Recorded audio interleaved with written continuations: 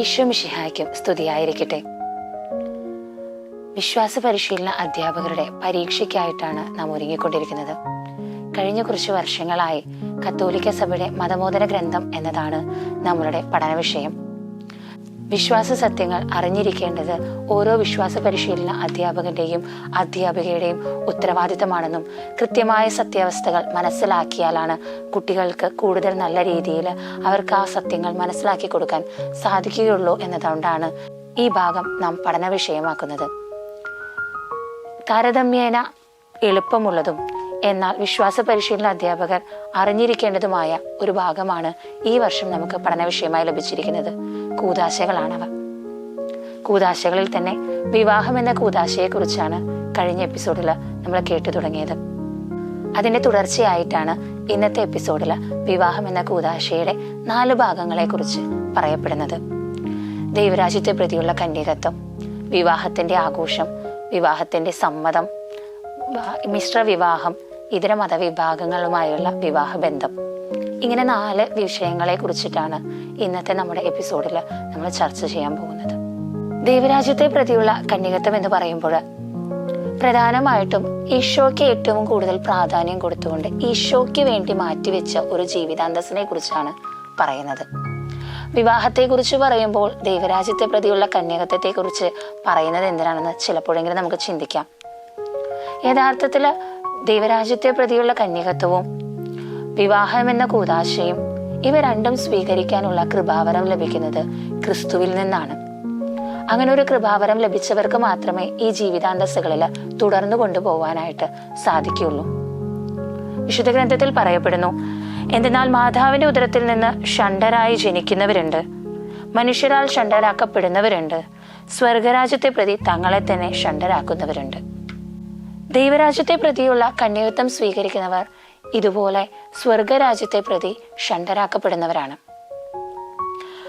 സ്വാഭാവിക വിവാഹത്തിൽ നിന്ന് ലഭിക്കാവുന്ന വലിയ നന്മയെ ഉപേക്ഷിച്ചുകൊണ്ട് ദൈവരാജ്യത്തെ പ്രതി അവർ കന്യകത്വം സ്വീകരിക്കുമ്പോൾ, സാധാരണ ഒരു വിവാഹ ജീവിതത്തിൽ ഒരു സ്ത്രീ തൻ്റെ ഭർത്താവിനെ എങ്ങനെയൊക്കെ പ്രീതിപ്പെടുത്താമെന്ന് ചിന്തിക്കുമ്പോൾ, ഒരു ഭർത്താവ് തൻ്റെ ഭാര്യയെ എങ്ങനെയൊക്കെ പ്രീതിപ്പെടുത്താമെന്ന് ചിന്തിക്കുമ്പോൾ, ഈ കന്യകത്വം സ്വീകരിച്ച വ്യക്തികൾക്ക് കുഞ്ഞാടിനെ കുറിച്ച്, ക്രിസ്തുവിനെ കുറിച്ച് മാത്രം ചിന്തിച്ചുകൊണ്ട് മുന്നോട്ട് പോകുന്ന ഒരു ജീവിതാന്തസ്സാണ് അവരുടേത്.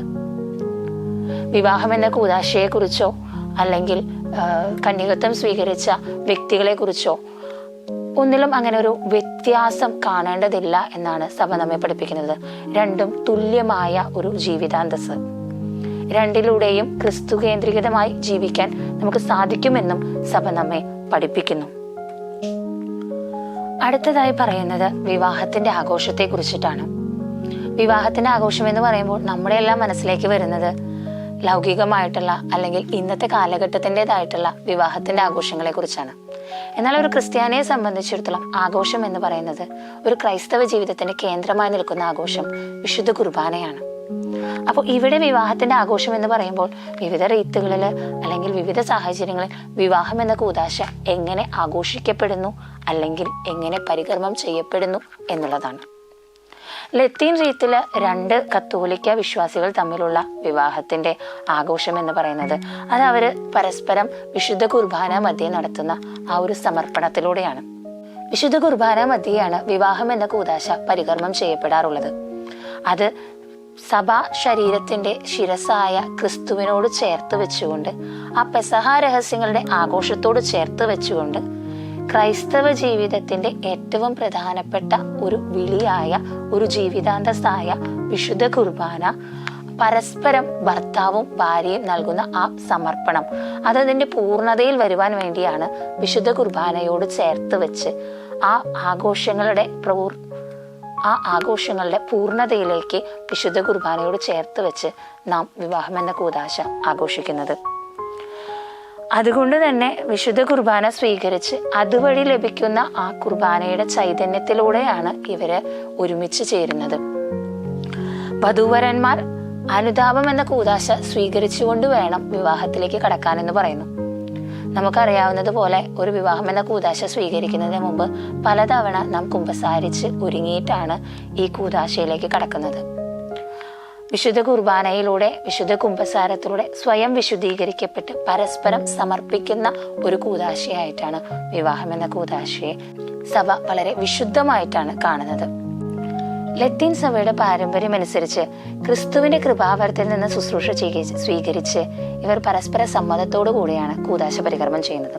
എന്നാൽ പൗരസ്ത്യ സഭകളുടെ പാരമ്പര്യം അനുസരിച്ച് വൈദികന്റെയോ മെത്രാന്റെയോ അല്ലെങ്കിൽ ഒരു പുരോഹിതന്റെയോ മുൻപിൽ വെച്ച് ദമ്പതികൾ നടത്തുന്ന ആ ഒരു പരസ്പര സമ്മതത്തിന്റെ സാക്ഷ്യവും അവരുടെ ആശീർവാദത്തോടും കൂടെയാണ് ആ കൂദാശ പരികർമ്മം ചെയ്യപ്പെടുന്നത്.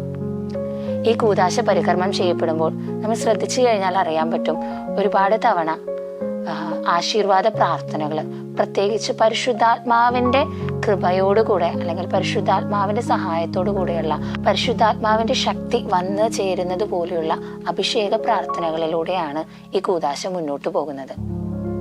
കാരണം അവർ തമ്മിലുള്ള ആ പരസ്പര ബന്ധം ഐക്യപ്പെട്ട് നിലനിന്ന് പോകണമെങ്കിൽ പരിശുദ്ധാത്മാവിന്റെ കൃപാവരത്തിന്റെ, പരിശുദ്ധാത്മാവിന്റെ പ്രവർത്തനത്തിന്റെ പ്രാധാന്യം അറിയുന്നത് കൊണ്ടാണ് സഭ ഏറ്റവും കൂടുതൽ അങ്ങനെ ഒരു റൂഹാക്ഷണ പ്രാർത്ഥന വിവാഹം എന്ന കൂദാശയോട് ചേർത്ത് വെച്ചിട്ടുള്ളത്. അടുത്തൊരു വിഷയം വരുന്നത് വിവാഹ സമ്മതമാണ്.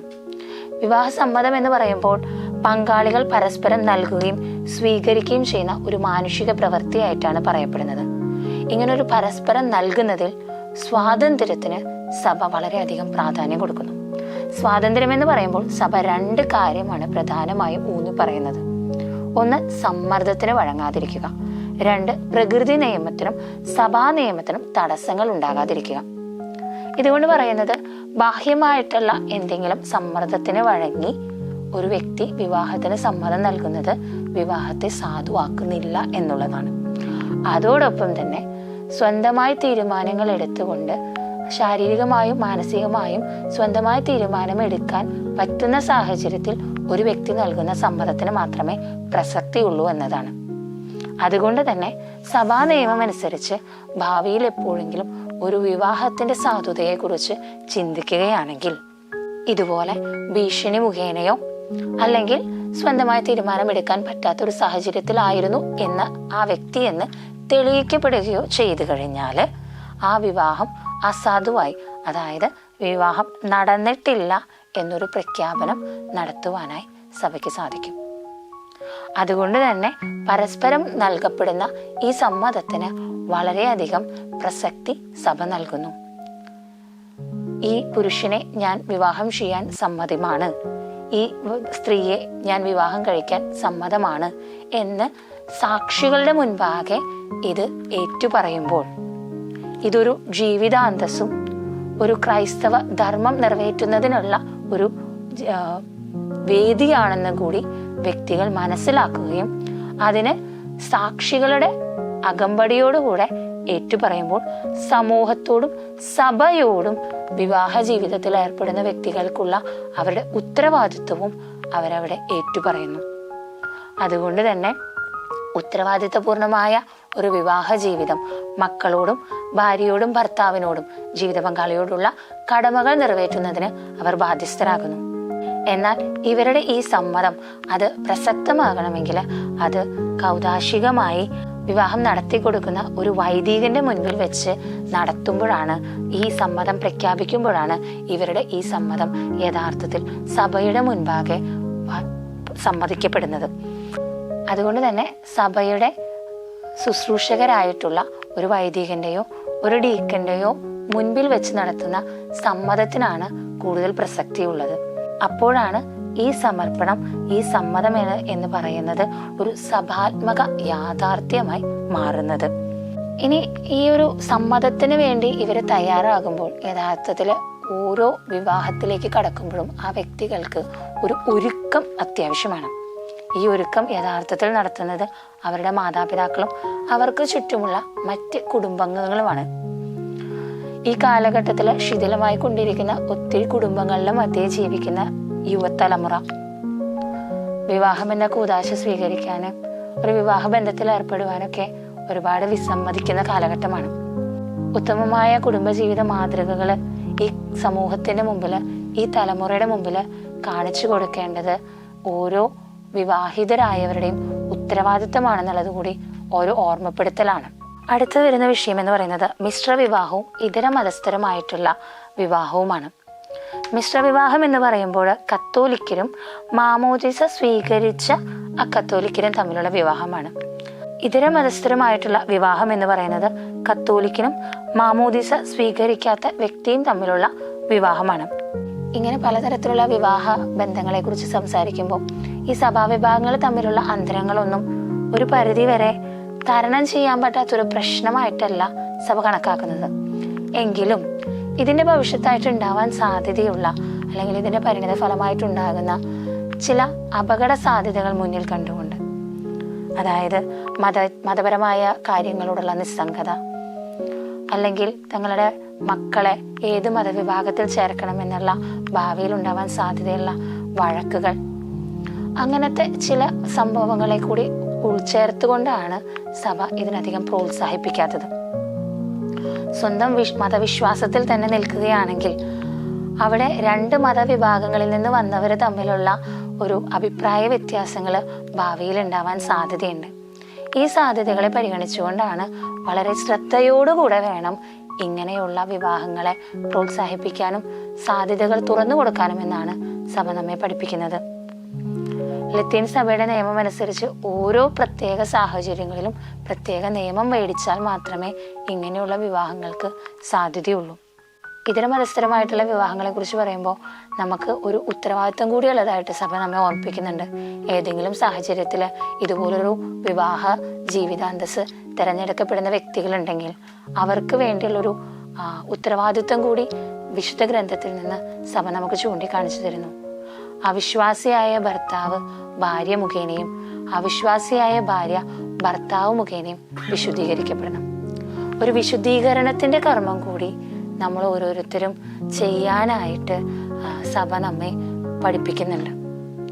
അതായത് ഒരു ക്രൈസ്തവ വിശ്വാസത്തിലായിട്ടുള്ള ഒരു വ്യക്തി അക്രൈസ്തവ പങ്കാളിയാണെങ്കിൽ അക്രൈസ്തവ പങ്കാളിയോടുള്ള സ്നേഹത്തോടു കൂടിയുള്ള പെരുമാറ്റം, ആത്മാർത്ഥമായിട്ടുള്ള ദാമ്പത്യ സ്നേഹം, കുടുംബ മൂല്യങ്ങള്, വിനയപൂർവ്വവും ക്ഷമാപൂർവമായിട്ടുള്ള പെരുമാറ്റം, അവരുടെ പ്രാർത്ഥനാ ജീവിതം, ഇതെല്ലാം കണ്ടുകൊണ്ട് സുമനസാലെ മാനസാന്തരപ്പെട്ട് നമ്മുടെ ക്രിസ്തീയ മതവിശ്വാസത്തിലേക്ക് കടന്നു വരികയാണെങ്കിൽ, അവരതിലേക്ക് ആകൃഷ്ടരാവുകയാണെങ്കിൽ അവർ വിശുദ്ധീകരിക്കപ്പെടാനുള്ള സാധ്യത ഏറെയാണ്.